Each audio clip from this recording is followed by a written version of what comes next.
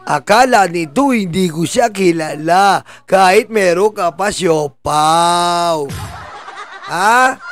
Tatago-tago ka pa ha? Ha? Kanina picture ka namin. Dami tsinelas, wala tao.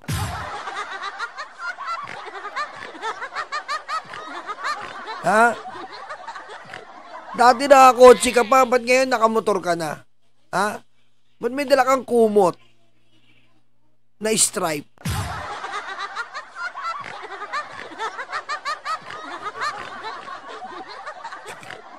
Kahit anong disguise mo ba to? Araw-araw ipapakita namin dito ang disguise mo.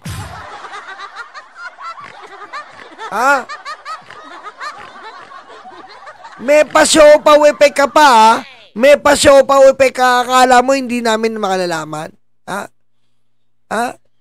Alam namin, asado yan. Ikaw talaga.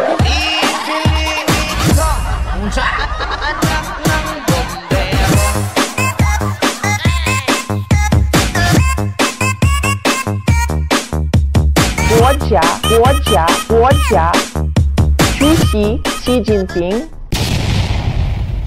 Ha? Tumutubo ka pa ng 20% monthly? Ha? Tumutubo ka ng 20% monthly? Ha? Tapos, dala-dala mo yung mini notebook? Tigilan mo kami ba ito? Nagdi-disguise ka pa eh. Kahit may dala kang mini notebook, kahit may dala kang orokan na merong 6 na cabinet, may dala kang kumot, di ba? May dala kang kumot, 6 months to pay. Nakamotor ka. Kawasaki, Barako.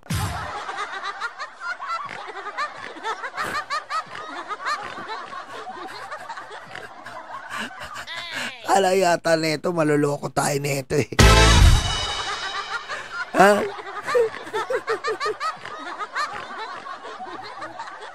Ali Mercy, wala kayo hulog kahapon. Doble kayo ngayon.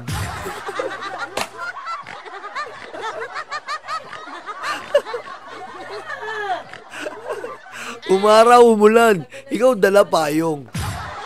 Di ba? Araw, ulan, dala payong. Ha?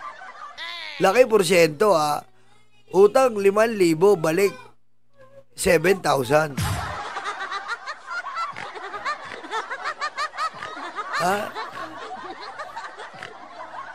Ako pag di pirma notebook, ikaw bura-bura ha. Duga ka ha.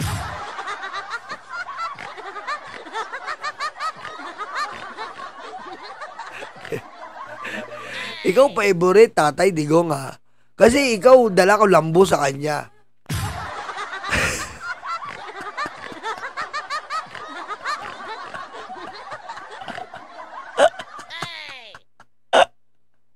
Dati.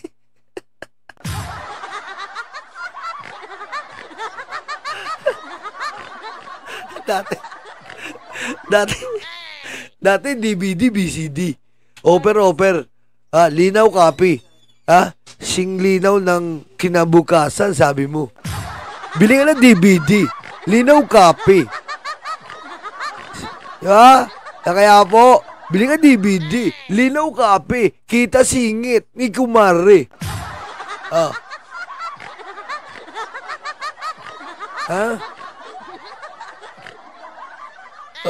Ngayon, iba ka na. Bili ka charger. Very fast. 1 minuto lang, charge agad. What the fuck?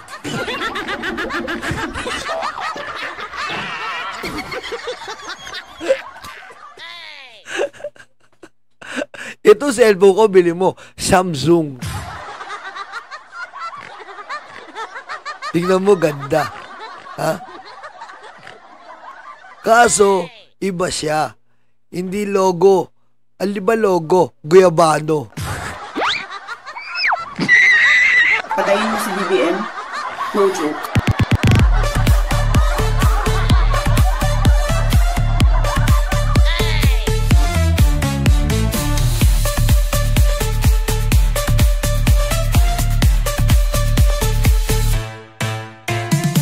Pakinggan natin. Ito na po nagalit po si Ombudsman Remulla kanina.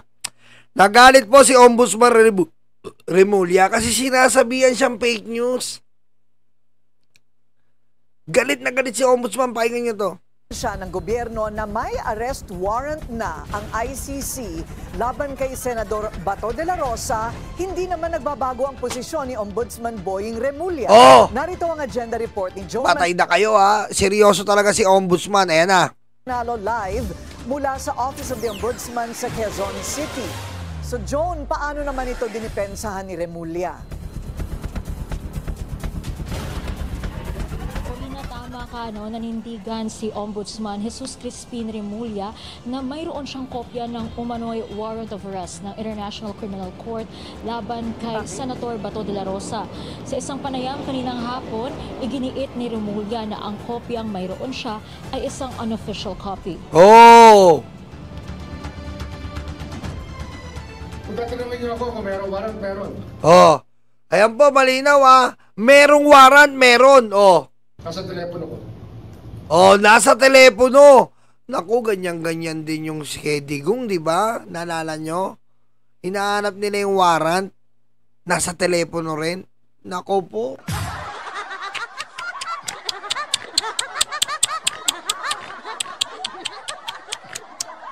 Bato, totoo. Sorry na lang, I have a copy.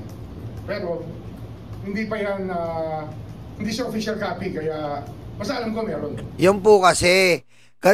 Tama po yun si Ombudsman. May warrant of arrest nasa telepono. Pero, meron po kasi yan, kailangan, siyempre, yan yung hinahanap kay Digong dati. Asa yung copy? Pinakita lang yung cellphone, nagalit sila. Hindi umali si Digong. Gusto nila hard copy. Diba? Yun na lang hinihintay. Pero may copy na si Remulla. Kasi po yung hard copy, iba po yun. May mga stamp yun, may mga ganun-ganun yun. Antayin mo na lang yung Bato. Aray ko! Aray! Ganyan na ganyan yung kay Digong. Abangan nyo. Abangan nyo. May mapasap. May tayo. May sikreto tayo. Diba ka-JC ko si Trillanes? Ka-JC ko. Diba? Ka-JC ko si Trillanes. Makinig kayo. I-delete ko na tong live mamaya.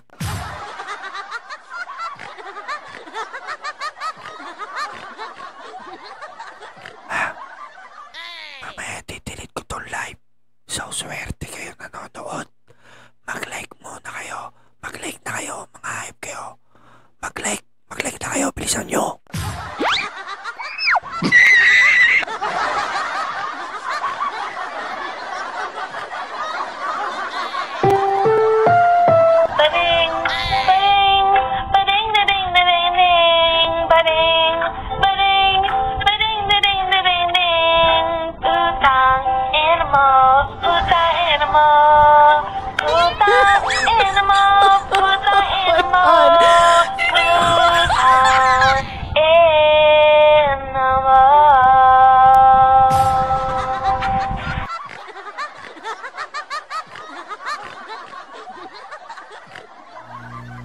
Ito na ang sikreto.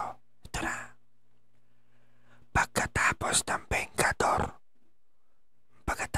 Bengkador, aresto na si Bato.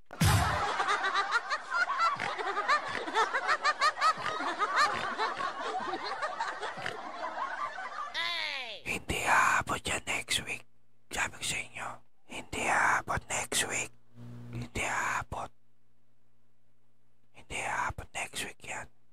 Pagkatapos ng Bengkador, tingnan nyo, aresto na si Bato. Sa telepono ko yung warrant. Pero, hindi yan official copy. Dadaan niya sa proper channels para ma-implement yan. Nauna nang sinabi ng Department of Justice na wala pang natatanggap na official communication o warrant mula sa ICC.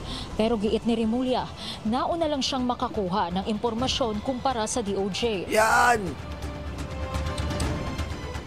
I did that as a function of my being a journalist also for Saturday.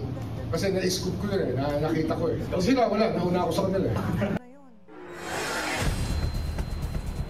Samantala, sinabi rin ng opisyal na kabilang sa mga unang makakasuhan ng malversation of public funds sa Sandigan Bayan, sina dating Ako Bicol Portales Representative Zaldico, Paray. mga DPWH official ng Region 4B at SunWest Incorporated. Kaugnay ito sa mga maanomaliang flood control projects sa Oriental Mindoro. Once resolved, of course, it means na ang ibig sabihin yan ay pwede na isang pa sa korte pagkatapos dito.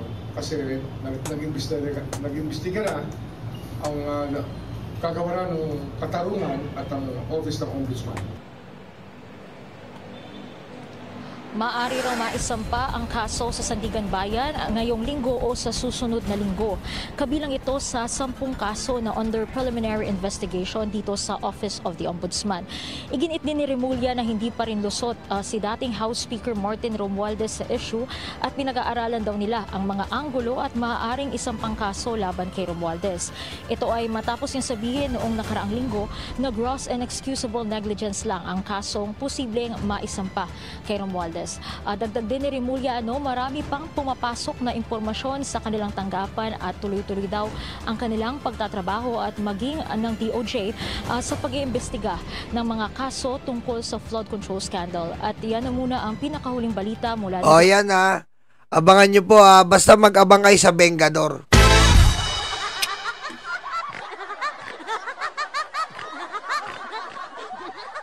Abangan nyo si Vengador. Abangan nyo yung Vengador. Sabi ko sa inyo, magugulat kayo sa revelation. Okay? Ayan po, may arrest warrant Inanindigan po ng ating ombudsman na may arrest warrant. Legit po. Hinihintay lang po ang proper form. Hinihintay lang po ang proper documentation. At si Bato ay lilipad na.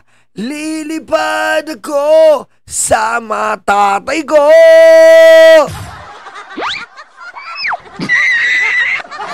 Ikaw talaga.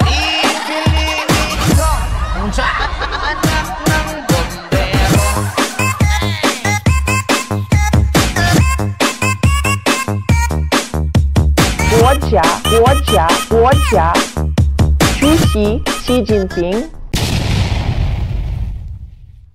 At eto na nga po, umaray sila Pulong, umaray sila Topacio, umaray ang mga Duterte sa namumuong expose ni Mon Tulfo ukol sa D-Stab na pinaplano na booking. Naglabas ng listahan ng kolumnistang si Ramon Tulfo ng mga may pakanaraw ng umano'y destabilization plot laban sa administrasyon. Agad namang pumalag ang mga pinangalanan ni Tulfo. Narito ang agenda report ni Attorney Karen Jimeno. Where there's smoke, there's fire. Yan ang reaksyon ng ilang netizens sa listahang inilabas ni retired broadcaster at columnist Mon Tulfo ng mga umano'y destabilizers na minomonitor ng gobyerno.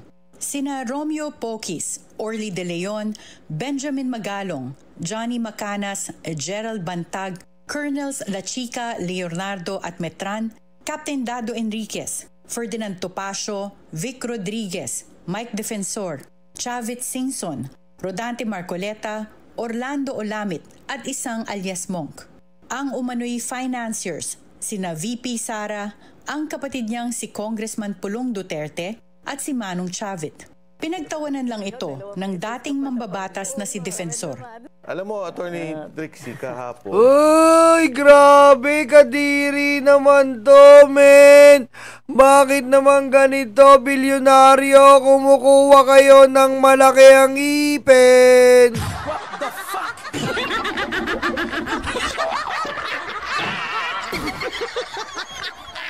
Bilyonaryo, ano ba naman yan? May mga kumakain. Kumakain kami yan.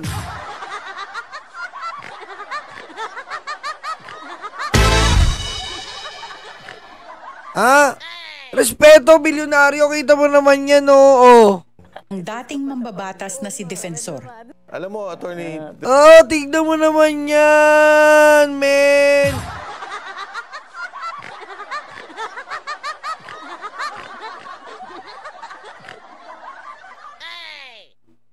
Kawig na kawig niya si Zoraida, maniwala ka ako. Nandidiri na. Kasi ang laki ipin niya. Kahit anong gawin, Duterte iniintindi. Palagi siyang bring backbone. Ako'y siyak. Wah! Araw-araw sa nakikita ko sa vlog niya, asiwa. Tanay-nanay. Tanay-nanay. Tanay-nanay. Grabe. Grabe. Ano ba yung bilyonaryo Manila Bulletin? Ganyan na ba kayo kababaw? Yan na kinukuha nyo. Manila Bulletin, bilyonaryo. Ito na kinukuha nyo. No, wala na bang budget?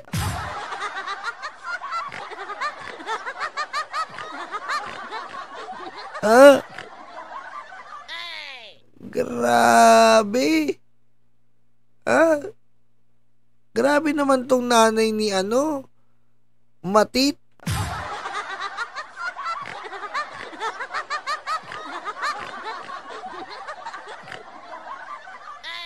Diba? Tingnan nyo, grabe tong nanay ni Matit na dating asawa ni Edgar Mortit. What the fuck?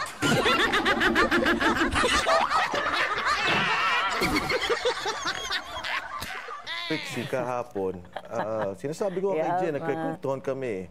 In-interview lang namin si General Pokis yesterday. I heard. Morning. I saw. Napanood ko kayo. Pagdating nga po, nasa listahan kami ng mga watch list, no? General Pokis being number 1. Sabi ko nga dito sa mga kasama natin dito sa... Si Mike hindi makadepensor. Ha? Si Mike, wala ba kayo napapansin kay Mike hindi makadepensor? Bakit? Sabi niya ayaw niya daw ma-involve sa mga... Ayaw niya lumabas sa mga media. Ayaw niya ma-involve. Gusto niya tahimik. Ay putik, nag-host pa. Ang tindi ng mukha mo, Mike. Halatang-halata galawan mo. Nahihiya ka pa niyan? Ayaw mo pa makialam niyan sa ginagawa mo ngayon? Umay mukha mo eh. Scenario. Sabi ko si Attorney Trixie dapat kasama dyan sa listahan yun. Bakit ako biglang nasama dito? Ikaw, 2 beses ka pa nabanggit. Oo nga so, medyo maano sa'yo. So, hindi ko alam kung ano yung basis ng watch list for destabilization. Yung imagination yata nung nagsulat. Una nang sinabi ni Pokis sa programang The Spokes ng Billionaire News Channel na posibleng hudyat ng EDSA 3 ang protestang ikinasa sa November 16 hanggang 18 bilang pagkondena sa umano'y katiwalaan sa pamahalaan. Sabi mo, hindi natin control yan pag marami ng tao. So pwedeng ulit mangyari yung EDSA 1, EDSA 2. So pwedeng matuloy ulit yung EDSA 3. That is a possibility. Pwede mangyari yan. Pero that is beyond our control na. Maski na tigilan mo ito. Nako po, wag yung lokohin sarili nyo. Susmiyo. Wag yung lokohin sarili nyo. Ha? Wag yung lokohin sarili nyo. Biyang control nako. But actually, we're focused on the corruption issue. Tinatayang 1 hanggang 2 milyon daw ang dadagsa mula sa puwersa ng INC sa Luneta, habang 500,000 to 1 million ang sasabak sa EDSA. Pero nilinaw ni Pokis na hindi layon ng mga pagkilos na magkaroon ng kudeta, pabagsakin ang administrasyon o iupo sa pwesto si VP Sara. Ang kanilang panawagan, accountability mula sa gobyerno. Anak na weting naman Iba yung hindi nyo panawagan pero sa sarili mga FB nyo, minumura nyo si Marcos. Anak ng buteti naman to mga to. Ang pangit nyo kabanding. Ang pangit nyo kabanding. Itsura nyo. Tigil-tigilan nyo kami.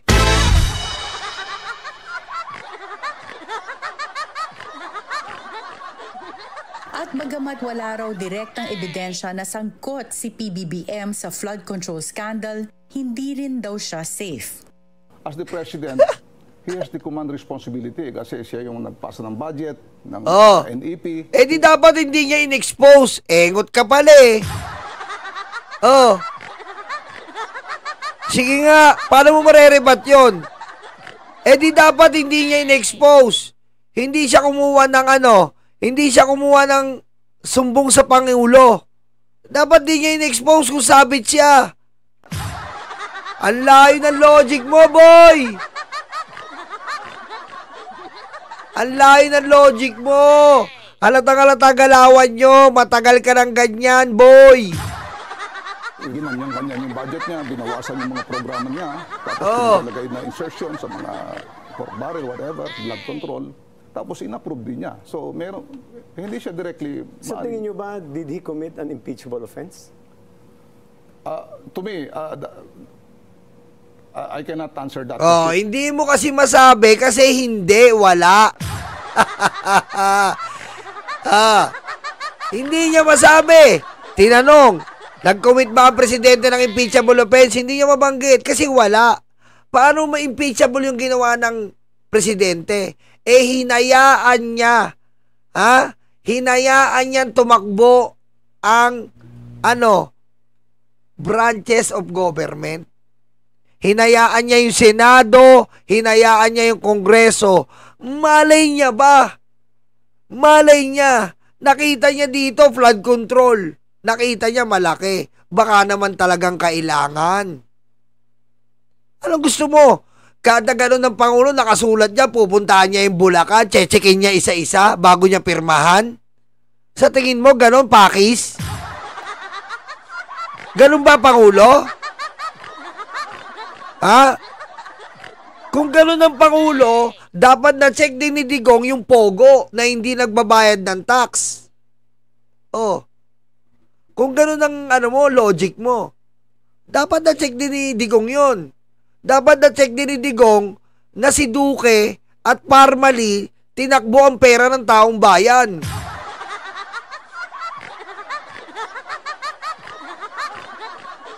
Kung sasakyan natin yung logic mo.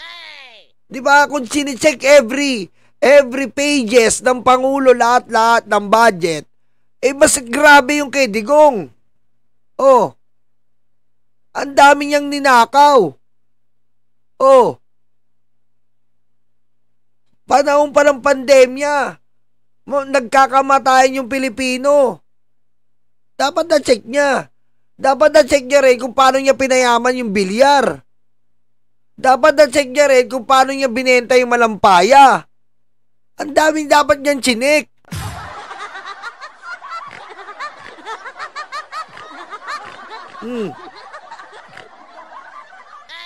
Kita mo, hindi niya masagot. Walang nakomit na offense ang Pangulo. Paano siya mai-impeach? Paano siya matatanggal? Binigyan niya ng kalayaan. Binigyan niya ng kapangyarihan ng Kongreso, Senado ayon sa konstitusyon na sila ang nag-deliberate ng budget. Hindi niya pinigilan. Oo, nagbito siya. Nagbito siya. At meron din siyang for later release. Pero hindi trabaho ng Pangulo na bubulat-latin mo, pupuntahan niya. Kasi nga, hindi mo pwedeng questionin yun. Mga Kongreso doon eh. Mga Kongreso ang naghimay doon. At ang paghihimay ng budget ay hawak ng Congress at Senate yan. Hindi pwedeng pag-imasukan ng Pangulo, executive siya. Ang gusto mo yata, makikialam bang Pangulo? Magbibito lang siya. Bobo. That's a legal matter that we haven't actually studied. Sa At the Forefront naman ng Billionaire News Channel, sinabi ni Baguio City Mayor Benjamin Magalong na walang basihan ang listahan ni Tulfo. Bagaman nakalagay dito na for confirmation pa si Magalong. It's really a very orchestrated character demolition operation. Dahil nga ito sa aking kampanya laban sa corruption. But we're not going to give up. For the sake of our children, our young children, and for the sake of our country, we are not going to give up. Generic na generic. Ito na, iyot man. Ang pinakatangang congressman. Si Congressman Duterte. Aniya, imahinasyon lang ang sinasabing insider list ni Tulfo. Ang kailangan na lang din daw kumpirmahin ay kung alam pa ni Tulfo ang pagkakaiba ng fact at fiction. Bukas ang Billionaire News Channel sa panig ng iba pang... Halatang-halataan na kayo, hindi nyo na madidinay yan. Sus mio naman, oh. Tayo ba naman maglolokohan pa dito?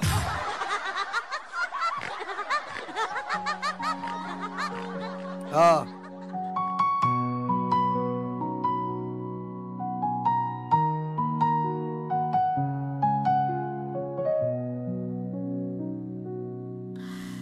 Ilan oras sa trabaho, kapiraso ang sweldo.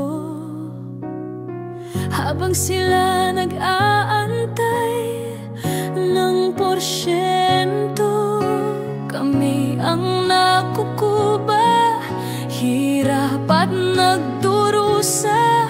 Iluluhon nyo lang pala aming mga pera. Galit at puot, hindi ito matatapos. Hindi kami titigil, boses man